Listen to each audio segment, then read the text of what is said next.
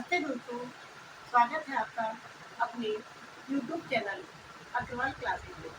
दोस्तों, पिछली कक्षा में हमने आपको रामायण की जो मुख्य मुख्य तथ्य है कि रामायण में के लेखक कौन है, तो रामायण के लेखक हमने आपको बताया कि महर्षि वाल्मीकि है। उनका मूल नाम क्या था, तो उनका मूल नाम रत्ना था। रामायण में कितने कांड है, तो रामायण में 7 कांड है। विष्णु की कुल संख्या 24,000 है और 24,000 श्लोकों की संख्या होने के कारण इसे चतुर्विंशति सहस्त्री संहिता के नाम से भी जानते हैं। रामायण को किसके नाम से जानते हैं, तो चतुर्विंशति सहस्त्री संहिता के नाम से भी जानते हैं। और इसमें सर्गों की संख्या कितनी बताई थी, तो इसमें सर्गों की संख्या 645 थी। हमने अलग अलग कांडों के नाम बताए थे कि 7 कांडों के क्रम से क्या क्या नाम है। पहले कांड का नाम हमने आपको बताया था, वन भी करवाया था कि सबसे पहले क्या आता है, बाल कांड आता है। उसके बाद अयोध्या कांड आता है। अयोध्या के बाद अरण्य कांड आता है। अरण्य के बाद सबसे छोटा कांड जिसका नाम था किष्किंधा कांड। किष्किंधा कांड के बाद हमने आपको बताया था सुंदर कांड आता है। उसके बाद युद्ध कांड आता है। युद्ध कांड के बाद क्या आ जाता है, उत्तर कांड आता है। और उनमें कितने, प्रत्येक कांड में कितने सर्ग हैं, उनकी भी हमने कल आपसे चर्चा की थी। आज की कक्षा में हम दोस्तों जो वो रामायण महाकाव्य के महत्वपूर्ण तथ्य चर्चा कर लेते हैं। सबसे पहले हमने क्या लिखा है कि संस्करण रामायण आज वर्तमान में 4 संस्करण उपलब्ध है। पहला संस्करण है हमारा बम्बई संस्करण, जिसे औदित्य संस्करण के नाम से भी जानते हैं। दूसरा संस्करण जो बंगाल संस्करण है, जिसे हम क्या कहते हैं, गौड़ी संस्करण के नाम से भी जानते हैं। तीसरा हमारा आता है कश्मीर संस्करण, जिसे एक पश्चिम उत्तर संस्करण कहते हैं। और एक आता है हमारा दक्षिण उत्तर संस्करण। ये चारों ही संस्करण वर्तमान में रामायण के प्रसिद्ध है, जिनमें से सबसे ज्यादा प्रसिद्धि प्राप्त हुई है बम्बई संस्करण को। तो सबसे पहला जो संस्करण, वर्तमान में कितने संस्करण उपलब्ध है, आपसे पूछ सकता है एग्जाम में कि वर्तमान में कितने संस्करण उपलब्ध है रामायण की। तो वर्तमान में रामायण की 4 संस्करण उपलब्ध है।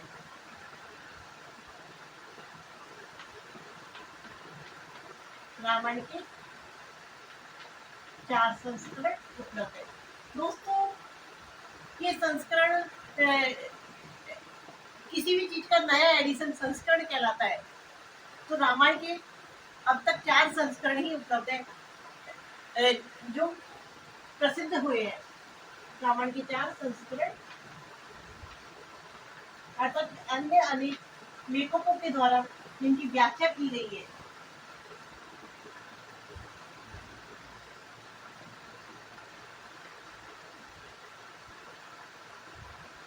पहला कौन सा संस्करण है, तो पहला हमारा बम्बई संस्करण है।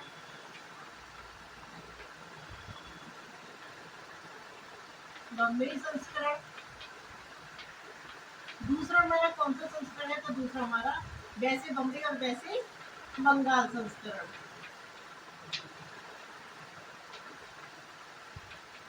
बंगाल संस्करण। तीसरा आता है हमारा कश्मीर संस्करण।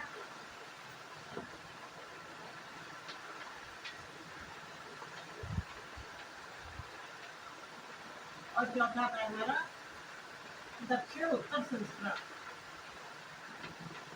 दक्षिण की तरफ से जो संस्कृत प्रारंभ किया गया उसे है दक्षिण उत्तर संस्करण। जो हमारा बम्बई संस्करण है उसे किस नाम से जानते हैं, तो बम्बई संस्करण को औदित्य संस्करण के नाम से भी जानते हैं। किस संस्करण के नाम से, औदित्य संस्करण के नाम से भी जानते हैं इसे। और ये वाला संस्करण हमारा सर्वाधिक क्या है, प्रसिद्ध संस्करण कहलाता है। सबसे प्रसिद्ध लोकप्रिय संस्करण कहलाता है ये वाला संस्करण हमारा। कौन सा संस्करण, तो बम्बई संस्करण सबसे कैसा है, लोकप्रिय संस्करण है, प्रसिद्ध संस्करण है। और बंगाल संस्करण इसे हम किस नाम से जानते हैं, तो इसे हम गौड़ीय संस्करण के नाम से भी जानते हैं।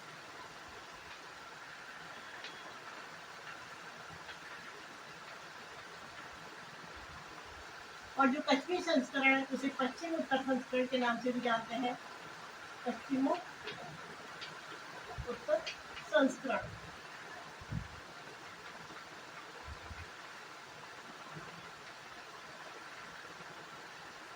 दक्षिण उत्तर संस्करण तो दक्षिण उत्तर संस्करण के नाम से ही जानते हैं।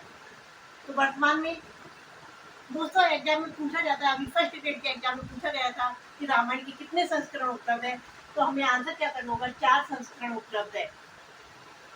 तो कौन कौन से संस्करण है, तो पहला है बम्बई संस्करण, दूसरा है बंगाल संस्करण, तीसरा है कश्मीर संस्करण, चौथा है हमारा दक्षिण उत्तर संस्करण।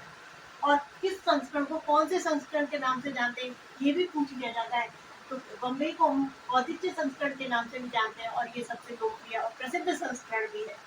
दूसरा हमारा जो बंगाल संस्करण है उसे गौड़ीय संस्करण के नाम से जानते हैं और कश्मीर संस्करण को पश्चिम उत्तर संस्करण के नाम से जानते हैं।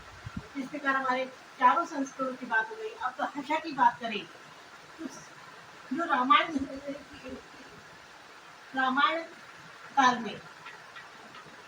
काल में यदि हम भाषा की बात करें तो कौन सी भाषा बोली जाती थी, रामायण काल में संस्कृत भाषा बोली जाती थी।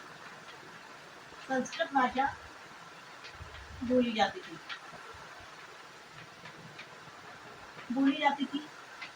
जो रामायण के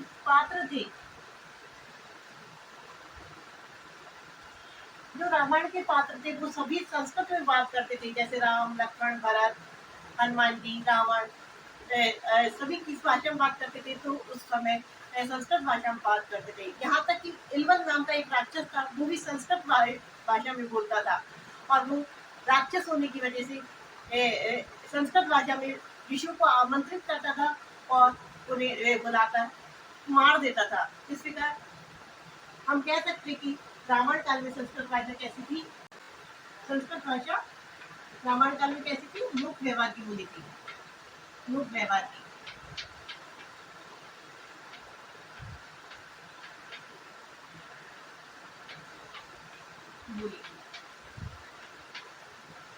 लेकिन यदि हम रामायण की भाषा पूछे कि रामायण किस भाषा में लिखी गई, तो रामायण प्राकृत भाषा में लिखी गई है। रामायण किस नोट डाल के लिख सकते हैं हम। रामायण काल में संस्कृत भाषा तो कैसी थी, लोक व्यवहार की बोली थी। लेकिन यदि भाषा की बात करें, रामायण किस भाषा में लिखी गई है, तो रामायण प्राकृत भाषा में लिखी गई है। कौन सी भाषा में लिखी गई है, प्राकृत भाषा में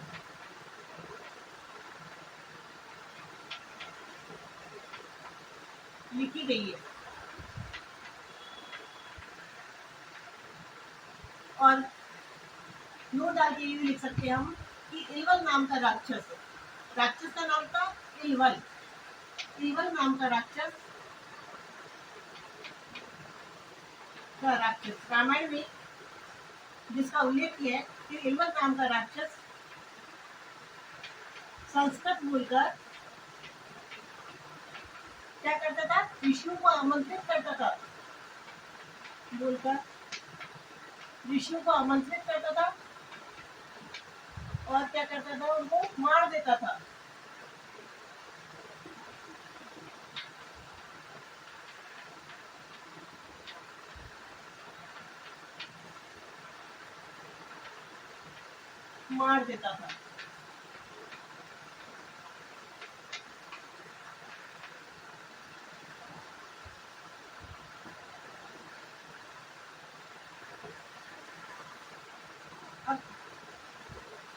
दोस्तों यदि हम रस की बात करें तो रामायण में करुण रस प्रमुख है। वाल्मीकि तो करुण रस के क्या माने जाते हैं, तो वाल्मीकि करुण रस के जनक माने जाते हैं।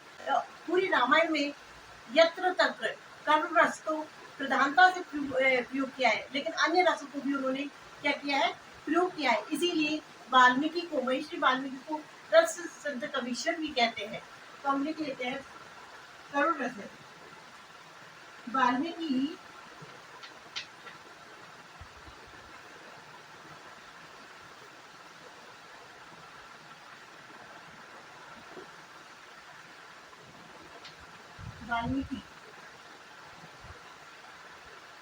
ने रामायण में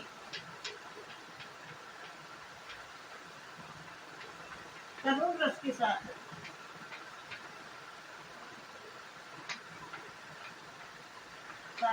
अन्य रसों का भी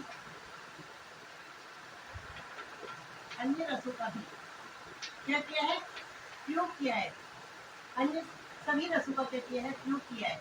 इसी कारण महर्षि वाल्मीकि को किस नाम से जानते हैं, तो इन्हें रस सिद्ध कवीश्वर के नाम से जानते हैं। रस सिद्ध कवीश्वर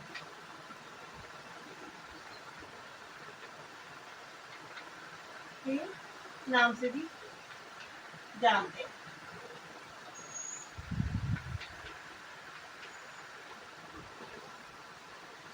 तो दोस्तों, सबसे पहले हम संस्करण की बात करी तो हमने कितने संस्करण बताए? वर्तमान में रामायण के 4 संस्करण है।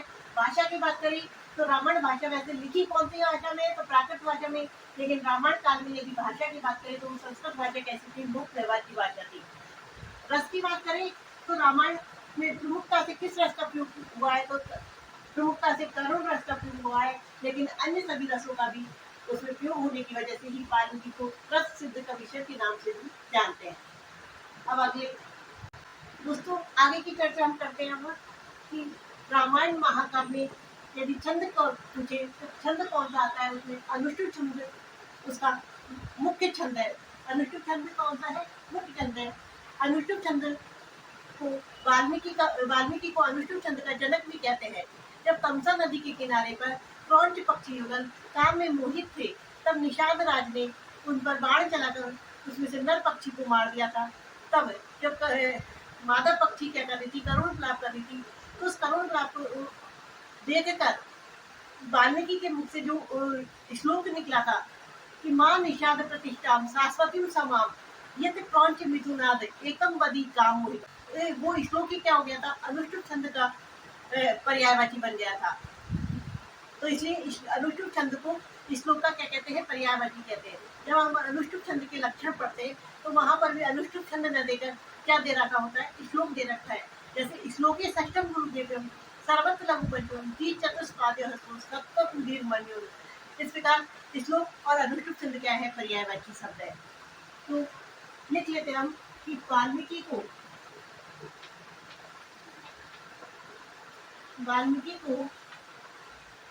अनुष्टुप छंद का क्या कहते हैं? जनक माना जाता है। अनुष्टुप छंद का जनक माना जाता है। जनक माना जाता है।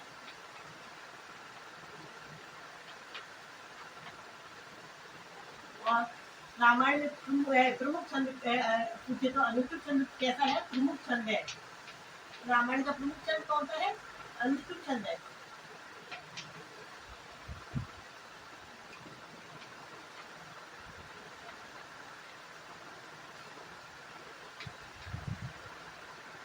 अगली पॉइंट की बात करें तो श्रेष्ठ कथा गायक। रामायण के श्रेष्ठ कथा गायक के रूप में जो लव कुश, राम के बेटे थे लव और कुश, दोनों ने अनेक शिक्षा प्रसंगों में क्या किया है?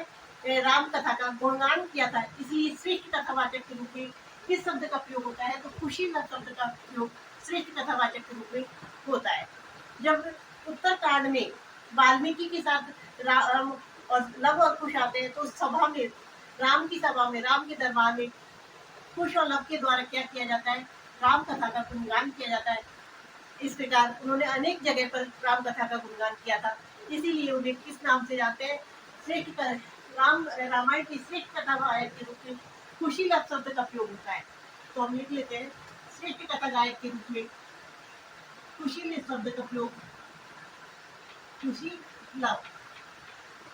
यदि आपसे पूछे कि रामायण की श्रेष्ठ कथा गायक के रूप में किस शब्द का प्रयोग किया जाता है तो किस शब्द का प्रयोग किया जाता है? खुशी लव शब्द का प्रयोग किया जाता है।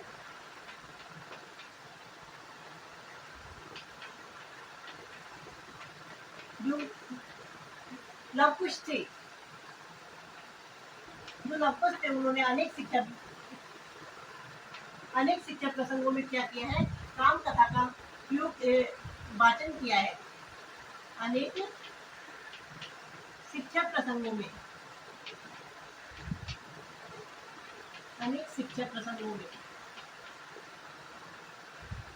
कुश और लव ने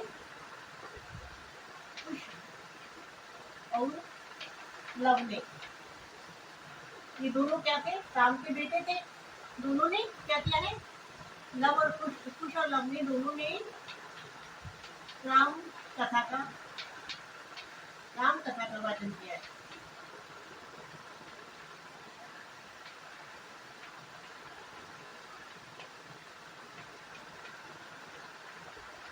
इसीलिए श्रेष्ठ रामायण की श्रेष्ठ कथा गायक के रूप में कुशीलव शब्द का प्रयोग किया जाता है। एग्जाम में पूछा जाता है कि श्रेष्ठ कथा गायक के रूप में किस शब्द का प्रयोग किया जाता है, तो कुशीलव शब्द का। अब आ जाते हैं हम अगले फैक्ट की तरफ। लिखा हुआ है कवि प्रथम पद्धति। कवि प्रथम पद्धति जो रघुवंश महाकाव्य है, कालिदास का जो रघुवंश महाकाव्य है, उसमें रामायण को कवि की प्रथम पद्धति का है, अर्थात रामायण क्या है, कवि की प्रथम रचना मानी जाती है। इसलिए रघुवंश महाकाव्य में रामायण को कवि की प्रथम पद्धति का है, कवि प्रथम पद्धति इस नाम से संबोधित किया है।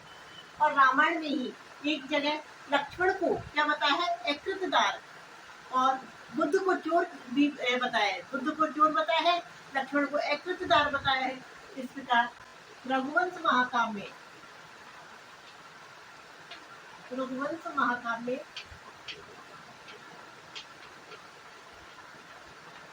रामायण को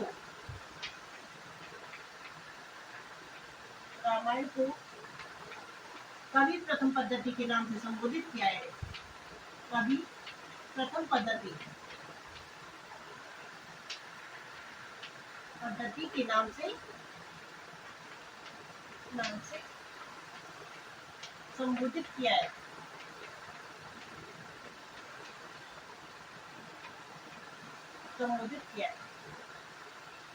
और रामायण में ही एक जगह नोट डाल के लिख सकते हैं हम, रामायण में ही एक जगह बुद्ध को क्या कहा गया है, तो रामायण में एक जगह बुद्ध को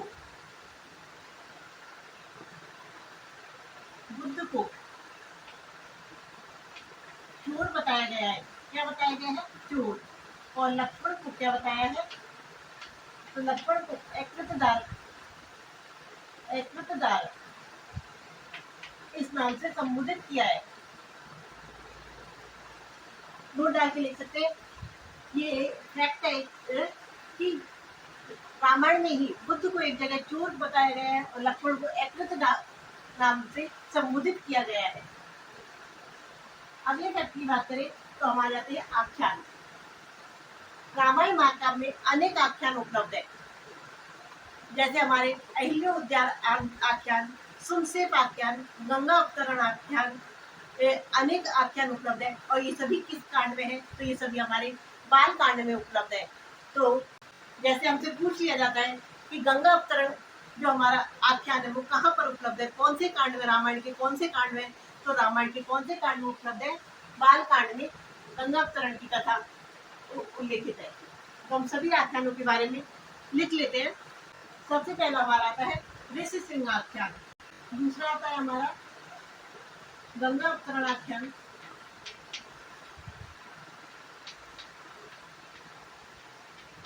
तीसरा आता है हमारा मरुतो उत्पत्ति आख्यान, चौथा आता है हमारा अहिल्योद्धार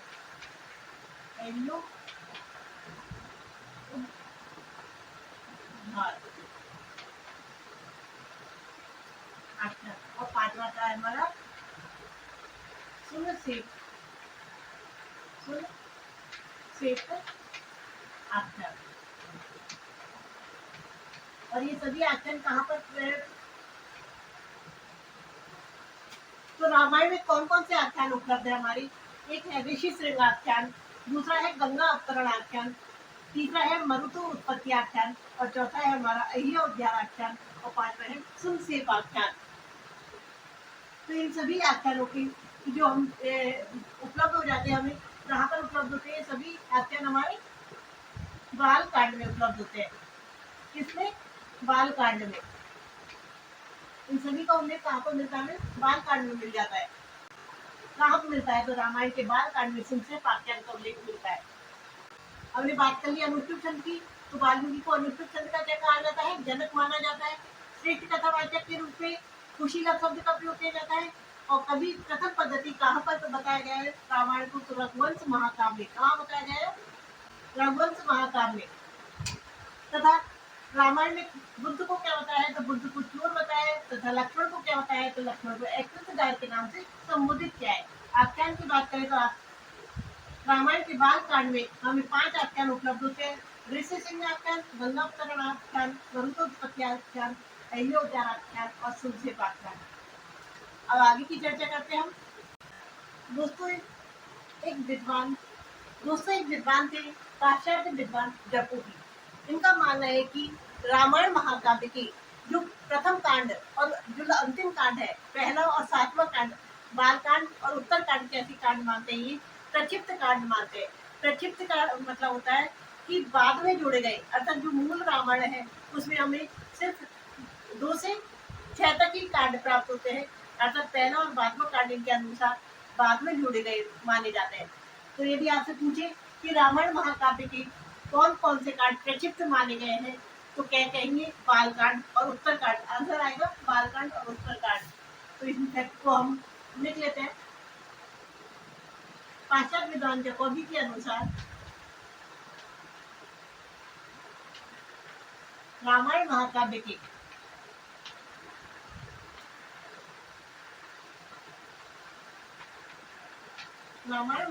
के बालकांड और उत्तरकांड को क्या मानते हैं? ये प्रक्षिप्त मानते हैं।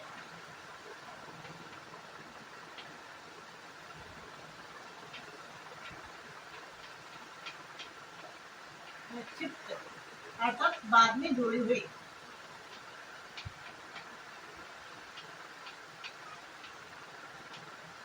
अर्थात ये मूल प्रतिमे में नहीं मानते।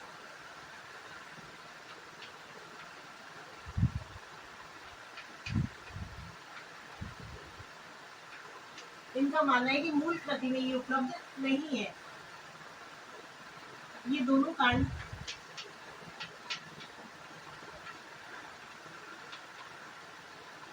मूल प्रति में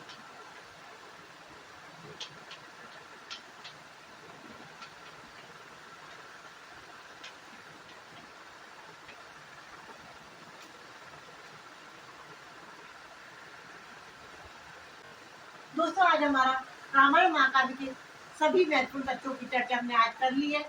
रामायण महाकाव्य की यदि हमारे पुराने वीडियो तथ्य आपने नहीं देखे तो प्लीज चैनल पे जाकर यूट्यूब पर आपको प्राप्त हो जाएगी और प्लेलिस्ट से भी आप ले सकते हैं। प्लीज चैनल को सब्सक्राइब कीजिए एवं वीडियो को लाइक शेयर कीजिए। Thank you for watching.